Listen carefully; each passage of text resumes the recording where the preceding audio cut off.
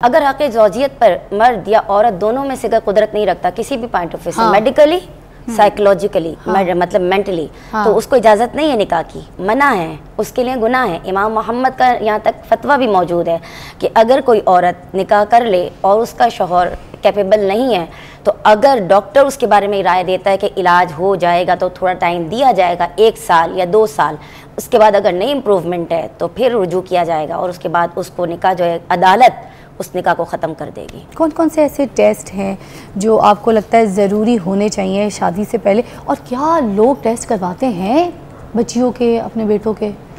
Okay, thank you so much for this question. सबसे पहले तो मैं ये आंसर करना चाहूँगी कि क्या निकाह के साथ मेडिकल सर्टिफिकेट लगाना ज़रूरी है या नहीं।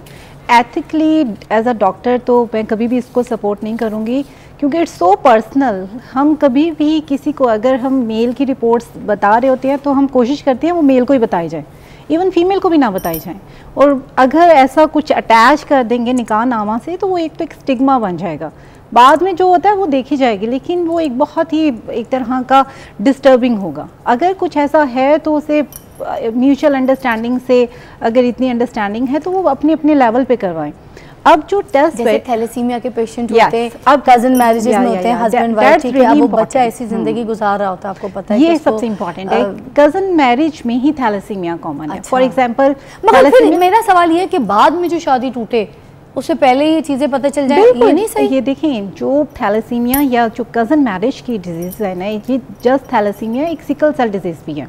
ये दोनों ऐसी प्रॉब्लम हैं कि अगर मेल और फीमेल दोनों वो जस्ट कैरियर होंगे और उनमें कोई सिम्टम नहीं होंगे, अगर उनकी सेम फैमिली है, अगर उनमें ये प्रॉब्लम चल रही है।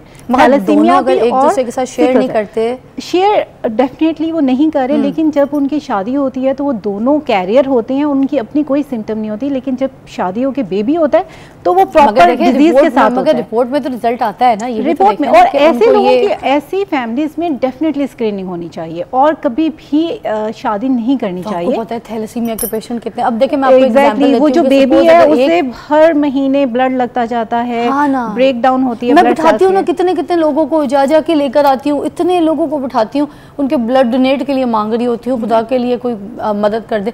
अब देखें, अगर कोई स्क्रीनिंग नहीं कराएंगे, एक दूसरे के साथ शेयर नहीं करेंगे, मेरा सवाल ये, फिर कैसे पता चलेगा कि भाई ये इशू जो है ये अगर बढ़ गया और आगे औलाद नहीं। स्क्रीनिंग ना करवाएं, स्क्रीनिंग करवाएं, लेकिन वो जो एक बात है ना निकाह नामा के साथ मेडिकल सर्टिफिकेट अटैच करने की, वो थोड़ा सा, क्योंकि वो थोड़ा सा आपके ख्याल में एक दूसरे के साथ शेयर करना चाहिए कि ये मसला है, मुझे उसे ये तो डेफिनेटली बहुत बहुत इंपॉर्टेंट है। अगर एक फैमिली में हो रही है और वो उनका है कि उनकी फैमिली में थैलेसीमिया चल रहा है, सिकल सेल डिजीज चल रही है, वो तो एक बेबी जो पैदा होता है, वो एक्चुअली बेबी जब हो जाता है उसे तो एक, आप कह लें, कांटा भी लगता है तो माँ बाप की जान निकल जाती है। सना देखें, नॉर्मल क्या होता है, किसी को गुर्दे का भी मसला है नहीं बताएंगे, किसी को शुगर का मसला है नहीं बताएंगे, ठीक है, छुपा लेते हैं।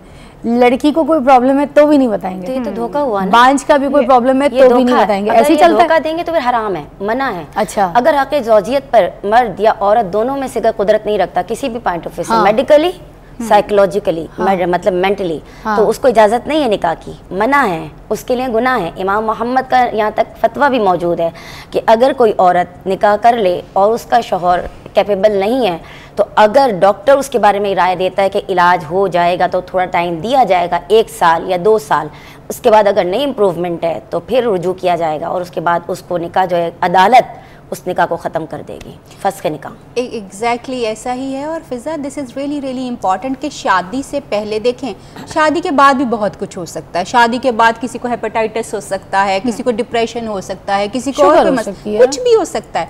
But if it is before the शादी, पहले से अगर चीज़ें मौजूद हैं और आपको पता है, तो आपकी ethical, religious and even legal responsibility बनती है इस चीज़ के बारे में बताना कि दीज आर माई करियर, यानी मैं इस चीज़ के लिए कैरियर हूँ और मेरे ये प्रॉब्लम। और अगर आप नहीं करते तो then you can take even legal actions against this things. ले सकते हैं, बिल्कुल। इवन बहुत सारे लोग जो कि HIV, सॉरी डॉक्टर साहब, मैं आपके बता रही हूँ क्योंकि मैं खुद HIV स्पेशलिस्ट हूँ, मेरी PhD HIV में। अच्छा। तो मैं अगर HIV का आपका स्टेटस है, HIV के बारे में ये बात कही जाती है कि we as the professional can not talk about it, हम नहीं बता सकते, लेकिन लेट मी टेल यू कि हमने पूरे ख़ानदान जो हैं वो एजुकेट किए हैं इसके ऊपर, क्लिनिक पे बिठा के पहले पेशेंट को एजुकेट किया कि देखो नोइंगली तुम्हें ऑन कर ले कोई तो ज़िंदगी बड़ी खुशहाल और बड़ी अच्छी गुजर जाएगी, चीज़ें भी ठीक हो जाएंगी। मगर अगर तुम अननोइंगली कर रहे हो, उसको बता नहीं रहे हो, तो तुम क्राइम कर रहे हो। अच्छा, HIV टेस्ट से ये पता चल जाता है कि ये जो ख़तरनाक वायरस है ये दूसरे ख़ानदान में उस बंदे में जो है मुंतकिल नहीं हो या हो जाए, ये उसका पता पहले बेबी में भी ट्रांसमिट हो सकता है। बेबी में भी और उसका बहुत अच्छा ट्रीटमेंट अवेलेबल है। अगर आप बिफोर मैरिज ये टेस्ट करवा लेते हैं तो आपके पास एक सोल्यूशन है। फॉर एग्जांपल थैलेसीमिया अगर आप ट्रेट है तो आप दोनों की चेक हो जाती है, तो आप जरूरी नहीं कि वहीं शादी करें। अच्छा, आप ऐसी जगह शादी करें जिनकी जो पार्टनर है उसका ट्रेट ना हो, उनको कैरी ना करता हो। मोस्टली खानदान देखते हैं ना, वेल्थ, हेल्थ, लड़का, तालीम सब कुछ अच्छी मिल जाए तो दूसरा ऑप्शन नहीं देखते। बाद में वो जो आप कह लें कि फीमेल हैं उनके बहुत हेल्दी बेबी हो सकते थे अगर वो किसी और से मैरिज कर लेते। तो उसमें सोल्यूशन है। तो एक ये प्रोएक्टिव एक तरह की आपके स्क्रीनिंग टेस्ट से आपको पता चल जाता है। आप उनके लिए अगर आपको हेपेटाइटिस है बी स्पेशली, वो भी बेबी में ट्रांसफ़र हो सकता है। अगर आपको पता है तो आप टाइमली उसकी जो है बेबी का भी ट्रीटमेंट देते हैं जब बेबी डिलीवर होता है, और सब कुछ आप बेबी को भी प्रोटेक्ट कर सकते हैं। For example liver diseases, hepatitis B का भी एक बहुत बड़ा रोल है और जो यहाँ पर ट्रांसमिट होता है। और ये सिर्फ यही नहीं कि HIV, B, C, ये शेयर्ड नीडल की वजह से, हमारे यहाँ तो इनकी ट्रांसमिट के डिफरेंट तरीके हैं। और ब्लड ट्रांसफ्यूज किसी को हो रहा है उसमें भी ये होता है कि हमें पता ही नहीं होता कि फीमेल को ये इशू चल रहा है, और वो फिर आगे पार्टनर और फिर बेबी में भी ट्रांसफर